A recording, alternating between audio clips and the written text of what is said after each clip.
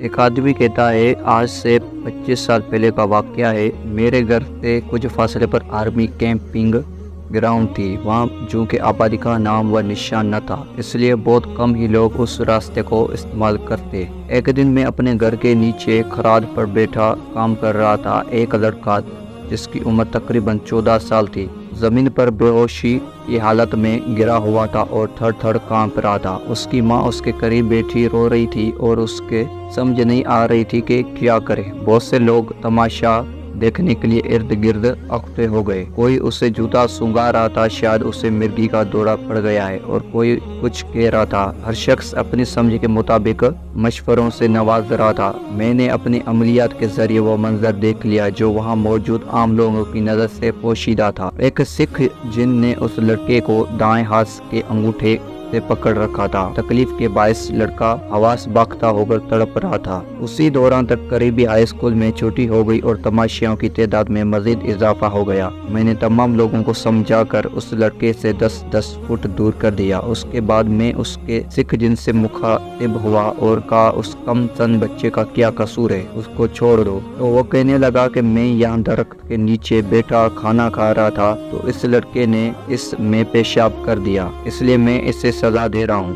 اسی دوران میں نے اس کی منت سماجت بھی کی اور دھمکیاں بھی دی، لیکن وہ کسی صورت ماننے پر تیار نہ ہوا۔ اس کے بعد میں نے ایک لڑکے سے کاغذ اور پینسل لے کر اپنی تعویذ لکھا اور اس کو دکھایا کہ میرے پاس تمہارا علاج موجود ہے، لیکن وہ بہت ڈھیٹ تھا نکلا اور کہنے لگا آپ مجھے چاہے جلا دیں لیکن میں اس لڑکے کو نہیں چھوڑوں گا۔ اس وقت میرے پاس ایک ایسا علم تھا جس کو میں مشکل وقت میں آخری ہتھیار کے طور پر استعمال کیا کرتا تھا۔ یہ ایک ایسا وظیفہ تھا کہ کوئی طاقتور سے طاقتور جن بھی اس کے سامنے نہیں ٹھہرتا تھا۔ اس کا طریقہ کار یہ تھا کہ بغل میں ہاتھ رکھ کر وظیفہ دہرانا اور پھر ہاتھ پر پھونک مار کر ہاتھ جن کی طرف کر دینا۔ جب میں نے آخر میں یہ عمل دہرایا تو وہ ہاتھ چھوڑنے لگا، بس اور اس نے دور لگا دی۔ میں نے 2 مکل اس کے پیچھے دہرائے اور وہ اسے پکڑ کر لے آئے۔ پھر اس نے بہت معافیاں مانگی اور منت سماج کی۔ پہلے وہ اس جگہ کو چھوڑنے پر تیار نہیں تھا، اب اس نے اپنا مقام تبدیل کرنے کی حامی بھر لی اور آئندہ کسی کو تنگ نہ کرنے کا وعدہ کیا۔